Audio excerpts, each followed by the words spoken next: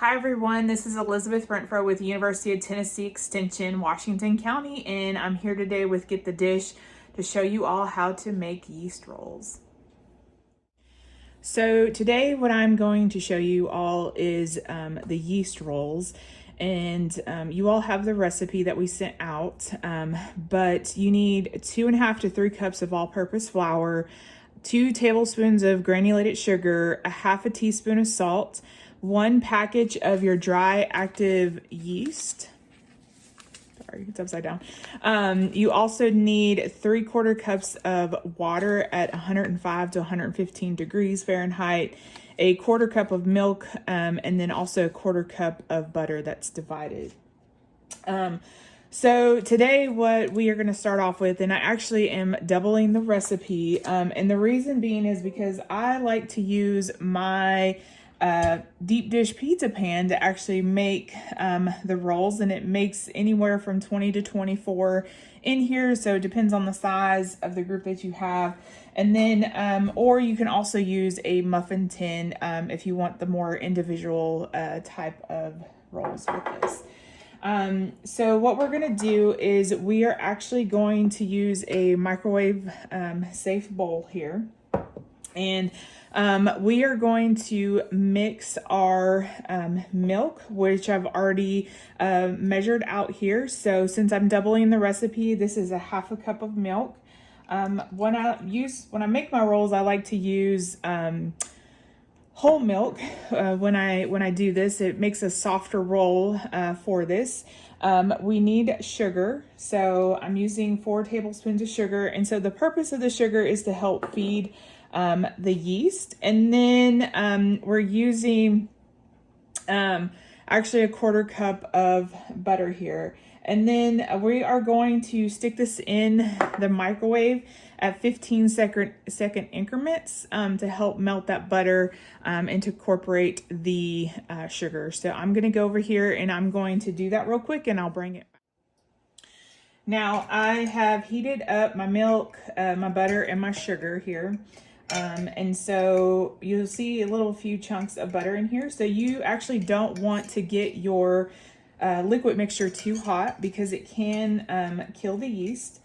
Okay, and so since I'm doubling the recipe, I'm going to use 2 packets of this active dry yeast here. And I'm actually going to put it in my water. And I have 1.5 cups of water here, and I'm going to mix up my yeast mixture here. So when you use active dry yeast, you actually have to rehydrate it. So that's the difference between this and the instant dry yeast. The instant dry yeast you can typically just add directly straight to your dry ingredients. With active dry yeast, you have to rehydrate it. So that's why we're mixing it here in with these items. And I like to use filter water when I'm rehydrating my yeast. And so we're actually going to add this into our liquid mixture, and we're going to stir it up. And so we're going to let this set aside for about 5 to 10 minutes. And what we're looking for is for this to kind of foam up. So I'm going to really incorporate this together and wait for that foaminess to come. Okay. So I'm going to just kind of set that aside, and we're going to wait for that. And so while you're waiting for this, you can actually start preheating your oven. And your oven needs to be preheated to 425 when you do this. And, typically this is called a 60-minute roll recipe. And so you can do this whole process and have rolls within 60 minutes as well. So, but we got to wait about 10 minutes for our yeast mixture here to start foaming. And then we're going to mix together our flour, our salt, and start making our dough for this. Now it's been about 10 minutes and you can see that our mixture of milk and water and yeast and sugar and butter has really started to bubble. And so that's kind of what you're looking for, is this, okay? And so what we're going to do next is we're actually going to add our flour, and we want to set aside a little bit of the flour to flour the board. And so it's easier to incorporate it in there than it is to try to take it out. So we're just going to add a little bit at a time here into this yeast mixture. Okay. We're going to stir it up a little bit. We're going to add a little bit of our salt too. And so salt is there to help control the yeast so that it doesn't get out of control. Also kind of gives it a little bit of flavor as well. Okay. Incorporate that really well. You can use a dough mixer. You can use an electric mixer at this time. But I know not everybody has that, so I'm just going to kind of show y'all the old-fashioned way of how to do this. So I'm just incorporating my flour into this yeast mixture here. Now, when you're making any kind of breads and you got to knead it, just make sure that you take off any rings or anything like that that you might have on your fingers, just to keep them from getting too dirty. So you can see it's starting to thicken up here. Okay, a little bit more flour here. We're going to add a little bit of the rest of our salt as well. Okay.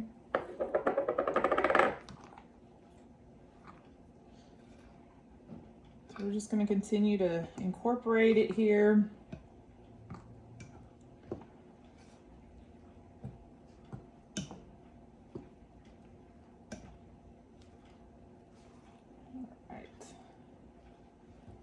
So this is kind of what you're looking for before we put it out onto the cutting board here.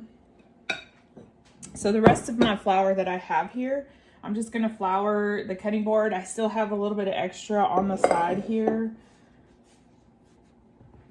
I'll put this out onto the cutting board.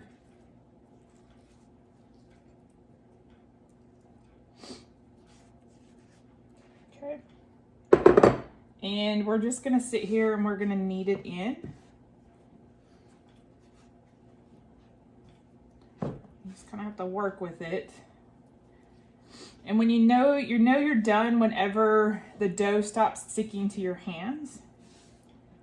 So it's still pretty sticky, so I'm still trying to incorporate some flour into here. And that's why I have some flour set aside as well in an extra bowl, just in case. Okay, so I'm just gonna grab a little bit of extra, put some on top of there, and keep incorporating it. And this is just a fun activity for kids to do as well. If you want them to get involved in helping make a holiday dinner or just dinner in general, this is a great way to do that. So I'm still gonna have to add a little bit more flour because it's still really sticky, and you know, it makes a mess. Kids love making messes. There we go.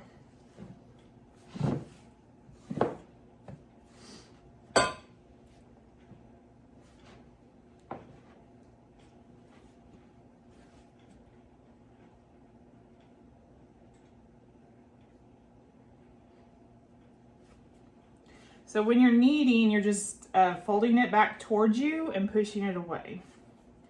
And typically you want to push it away with the heels of your hands to do this. You can see it's still kind of really sticky here. So I'm going to add a little bit more flour.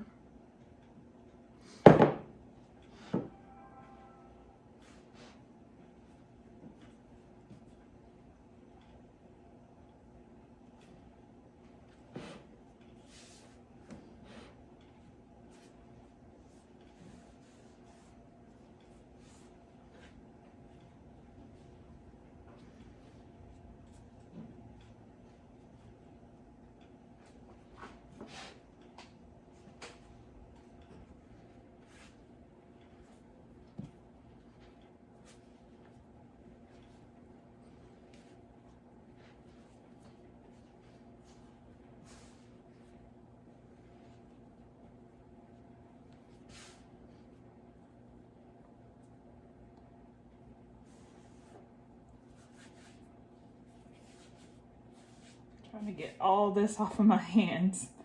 You can see that it just gets really sticky. And trying to incorporate that into the dough.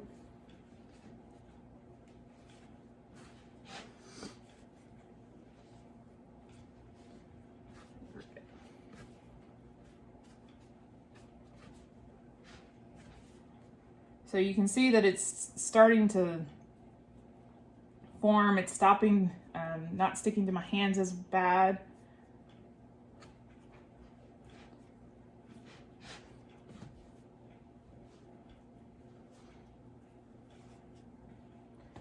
And if you have a dough scraper, this is a good opportunity to help get that extra dough off of your board here.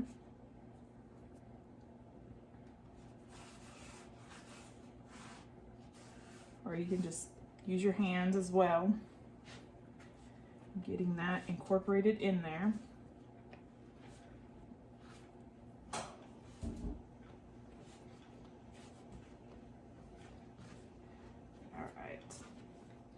So we got a good little dough ball here, okay? Now, what we're gonna do is we're actually going to stick it in our bowl here, and we're gonna let it rise. We're gonna let it double in size, okay? And so once it's doubled in size, then we'll come back and we'll punch it down. So I'm just gonna stick it back. I'm all about not having to do a lot of dishes at one time. So you can just go ahead and stick it back in to the bowl that you were mixing your mixture in. And then we are going to grab a towel here. And we're actually going to cover it and let it rise. Now when you do this, it's good to, when you're letting it rise, to actually place it in a fairly warm spot where there's not a lot of draft or cold draft. So close to your stove is good if you've got it going, especially during the holidays, or near your refrigerator that puts off a lot of heat. But don't put it directly on a heating source because you could kill your yeast and you wouldn't have the rolls that you need. So we'll come back when this doubles in size, and then we will roll them into smaller balls and then stick them into our pan here. Now it's been about 15-20 minutes, and so I'm going to take the towel off, and you can see that it has doubled in size. So this is the fun part, and so basically you want to punch it down. So you yourself could do it, or you have your kids do it, but you're only going to punch it once to release all that air that's in here. So if you just made... if you didn't double the recipe, this will make about 12 rolls, depending on the size of the dough balls that you make. Or since I doubled it, this should make about 24 dough balls. So what we're gonna do is we're basically going to take it and roll it. And we're just gonna put it into our pan here.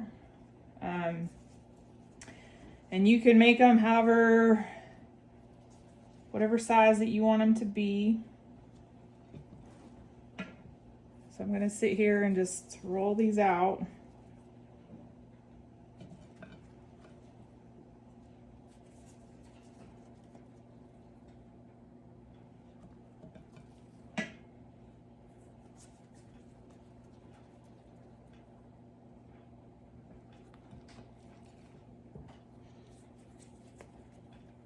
And you can weigh these out if you want all of them to be exactly the same. But if you're in a hurry, you just roll it out. This is also the point. You can actually use this dough.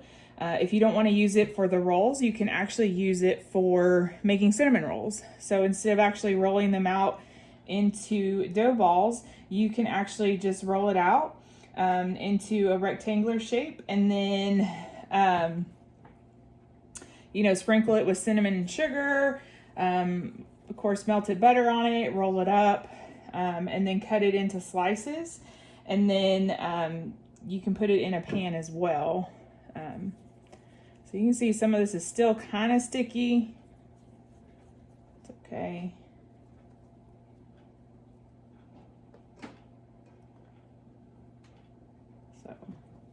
They're not coming out all exactly the same size. Like I said, it's perfectly fine. If you want exactly 24, of course you can measure them out, weigh them out exactly what you're wanting. I'm just kind of showing y'all here.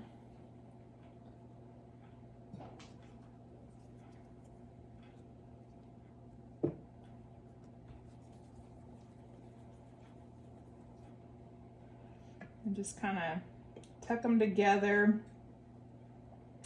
And when you make them into the dough balls like this, it's easier to pull apart. I'll move this one over here, move this here. Okay, and at this point, we're gonna cover them back up and we're gonna let them rise again. So you can let them rise another 15 minutes and stick them in the oven if you need them in that 60 minutes. Or you can let them rise a little bit longer, anywhere from 30 minutes to an hour, letting them rise some more, and you get that old school cafeteria type of rolls. If you remember those in like the 80s and 90s, I remember them, and so they were probably like my favorite thing at lunchtime whenever they had them. So I'm gonna let this rise here, and I'm gonna let them get to like the cafeteria style roll. So I'm gonna let them rise here for about 30 minutes to an hour, and then once that happens, then I'm gonna stick.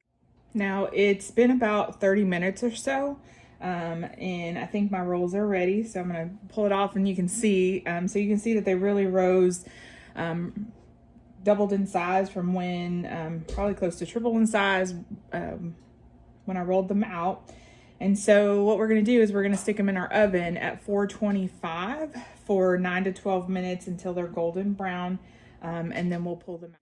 All right, so it's been about 12, 13 minutes now. So I'm gonna take them out of the oven, so you can see. And they're a nice golden brown. And I went ahead and I melted some butter over here. So I'm gonna take my butter and spread it across the top of them. You don't have to do this if you don't want to, but it just makes it that much more special for it. And so this was just the extra butter that you had from the recipe that you would do this. So this is that other 1/4 cup of butter. Just kind of spread it around, give it that top. And then I actually you can garnish it. You don't have to put a little bit of salt on, or you don't have to put salt on it.